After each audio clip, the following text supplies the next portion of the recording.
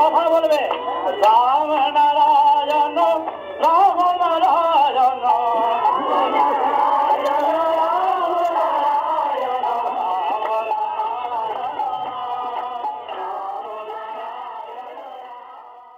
রাম ও নারায়ণ রাম। ঠাকুর শ্রী শ্রী বালক ব্রহ্মচারী মহারাজের শ্রীচরণে শতকোটি প্রণাম জানিয়ে শুরু করছি আজকের বিষয় সপ্তচক্র পরিক্রমা। ঠাকুরের শ্লোক। ঠাকুর বলছেন, সপ্তচক্রের যে বিবরণ, এক এক চক্র মূলাধার, স্বাধিষ্ঠান, মণিপুর, অনাহত, বিশুদ্ধ, আজ্ঞা, সহস্রার। শ্লোক। সাধক জপ করছেন আর আলোচনা করছেন। বাল্মীকি ঋষি, বাল্মীকি মুনি কি করলেন? রাম নামে যখন তন্ময় হলেন, আজ্ঞাচক্রে নিবিষ্ট করেছিলেন, তখন তার দৈববাণী হলো, তোমায় মূলাধার হতে শুরু করতে হবে। মূলাধারের বিবরণ কি? তিনি যখন মূলাধার হতে যাত্রা করলেন, পথেই তিনি কি কি অনুভব করেছিলেন? মুনিদের এক সভা হয়েছিল, তিনি তার ভাব ব্যক্ত করলেন, কি কি ভাব নিয়ে যাচ্ছে। শ্লোক।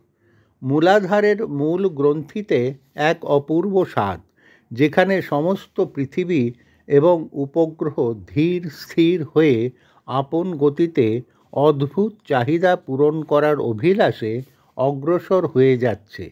এই মূলাধারের মূল গ্রন্থিতে যখন রাম নামে তন্ময় হলেন, যখন 16 নাম 32 অক্ষর গভীর সুরে সুর দিলেন, তখন হরি কি করলেন? শ্লোক। স্বাধিষ্ঠানে এলেন। স্বাধিষ্ঠান হচ্ছে মূত্র গ্রন্থির সাথে শিব শক্তির সহস্রার যেখানে বিকাশ হলো। তখন দেখলেন হঠাৎ একটা ইচ্ছা শক্তি সমস্ত গ্রহ উপগ্রহ নিজের ভাবে এসে অদ্ভুত একটা আলোড়ন হয়ে যাচ্ছে সত্তার ভিতর। সেই আলোড়নটা কি? সেই উন্মাদনা, সেই অদ্ভুত সমস্ত বিশ্ব প্রকৃতি, এক অদ্ভুত সমস্ত গ্রহ উপগ্রহ একটা চাহিদার পেছনে যাচ্ছে।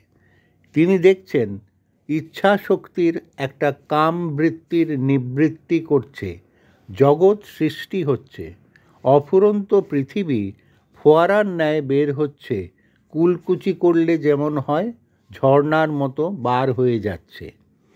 তখন তিনি বলেন, অপূর্ব, অপূর্ব, এর ব্যাখ্যা নেই। মূলাধার হতে স্বাধিষ্ঠানে এসেছেন, তারই ব্যাখ্যা নেই। শ্লোক।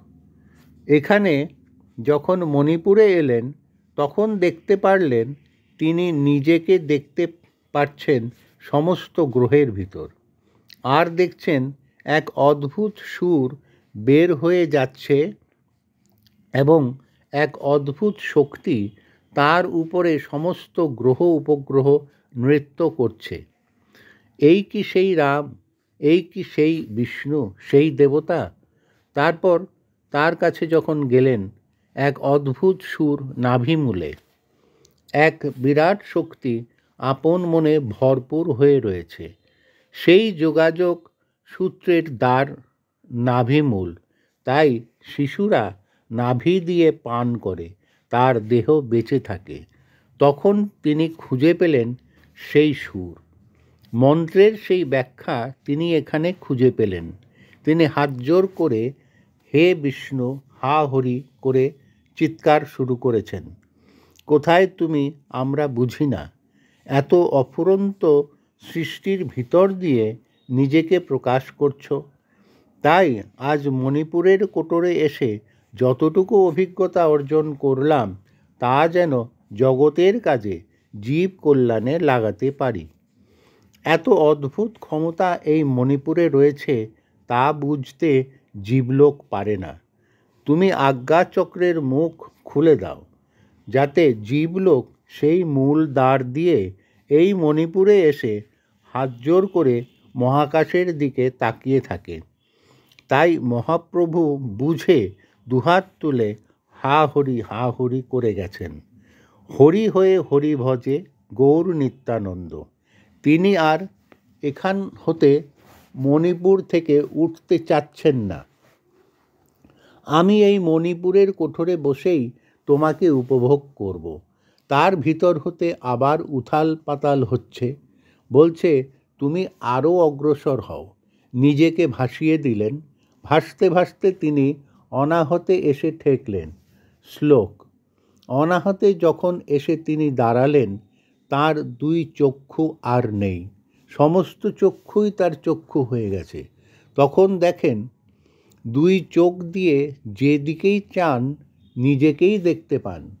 তখন তিনি নিজেই বলছেন, হে রাম, আমি কি এখনো গণ্ডির ভিতরে আছি?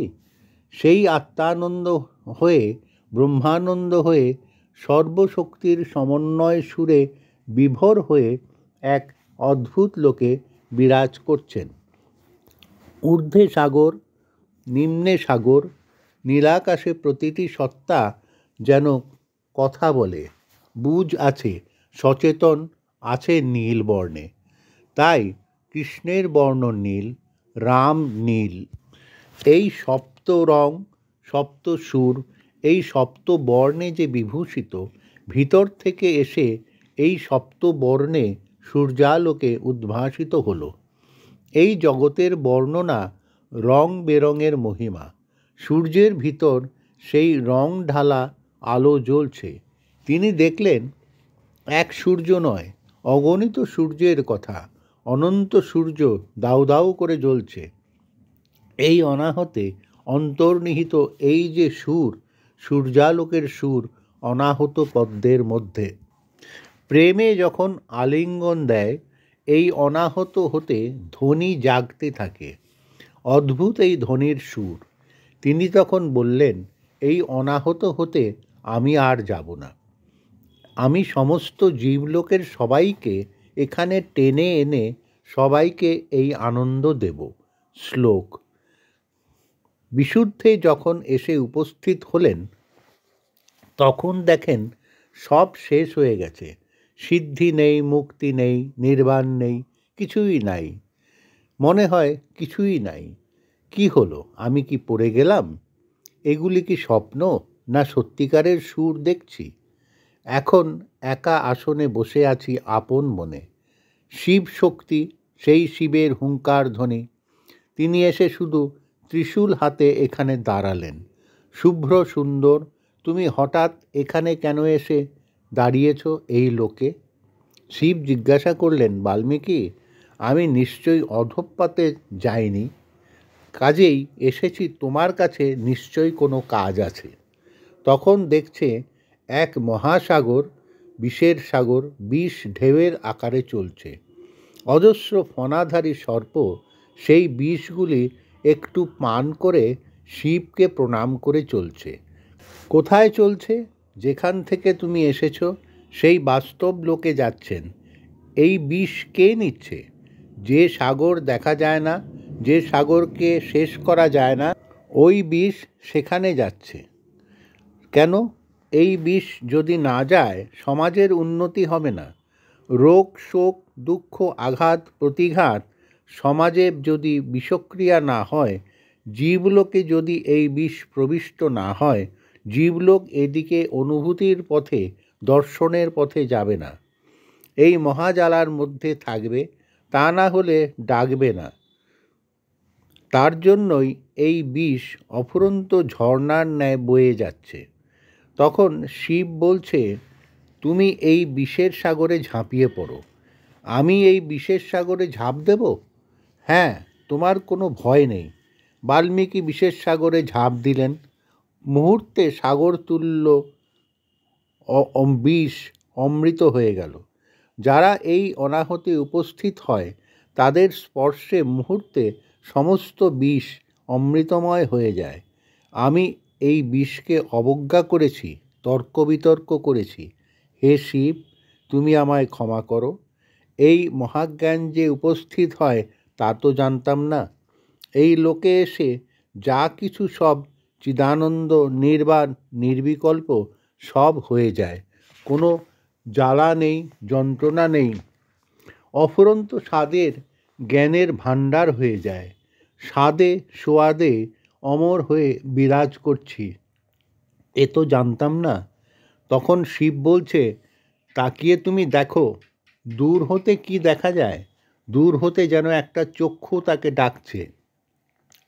সব চক্ষু যেন খুলে গেছে, কি অদ্ভুত রূপ জিলজিল করে জ্বলছে। সেই চোখ ইঙ্গিত দিচ্ছে তুমি সেখানে যাও। যখন তিনি আজ্ঞাচক্রে এলেন, ত্রিনয়নে এসে পৌঁছালেন, তখন তিনি দেখছেন সেখানে চক্ষুর মধ্যে রাম নাম মহানাম। যে রাম নাম করে তিনি এতদূর অগ্রসর হয়েছেন, সমস্ত সুর দেখলেন এই ত্রিনয়নে বিরাজ করছে। সব গ্রহ উপগ্রহ, পৃথিবী যেন হাত জোর করে দাঁড়িয়ে রয়েছে শিশুর মতো। ইরা পিঙ্গলা সুষুম্না জেগে উঠল। তখন তিনি ত্রিনয়নের সাধনায় ভরপুর হলেন। শিব বললেন, রাম বললেন, তুমি এখানে বসে সাধনা করে।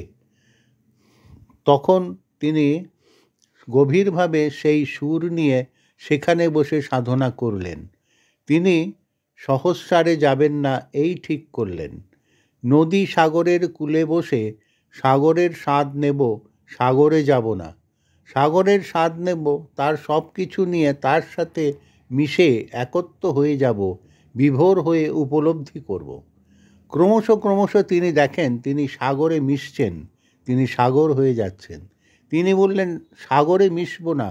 হঠাৎ দৈববাণী হলো, তোমায় সাগরে মিশতে হবে। তিনি মহাসাগরে মিশে গেলেন। তিনি চাইলেন না সাগর হয়েও তার সেই ভাব, আমি আলাদা হয়ে থাকব। দৈববাণী হলো আবার, তুমি সাগরে বরফ হয়ে দোলো। সাগর আর বরফ একই স্বরূপ। সে নিজে সাগর, নিজে জল। বরফ আটক হলেও একই বস্তুরই বস্তুত্ব। বরফ আলাদা হয়ে সাগরে দুলছে আনন্দে। এই যে ব্রহ্মানন্দ চিদানন্দ আত্মহারা হয়ে যে রূপ নিয়ে চলছে নিজের সত্তায়, এই রূপ স্বরূপেরই রূপ। যে কোনো সময়ে মিশে গিয়ে মাঝে মাঝে নিজেকে বুঝতে পারছে, আবার ঢেউতে দুলছে। মূলাধার হতে সহস্রার পর্যন্ত এই যে রাস্তা, এই যে দরজা, জীবজগতের প্রত্যেকের মধ্যেই আছে। এটা জাগে শত নামে, সহস্র নামে। এই নাম বুঝে হোক না বুঝে হোক, যদি সদা সর্বদা করে যাও, জাগবেই। জাগবার জন্যেই জীবের সৃষ্টি। আজই থাক, তোমরা জপ করবে, এমন মধুময় জিনিস তর্কে আসে না। নিজের সত্তায় বিভোর হয়ে রাস্তায় ঘাটে সব সময় জপ করবে, জপাত সিদ্ধি। আজই থাক। রামনারায়ণ রাম। পুস্তক সূত্র ভাষণমালা। প্রিয় সুধীবৃন্দ, আশা করি আপনাদের মূল্যবান মতামত ও পরামর্শ কমেন্ট করে জানাবেন। রামনারায়ণ রাম।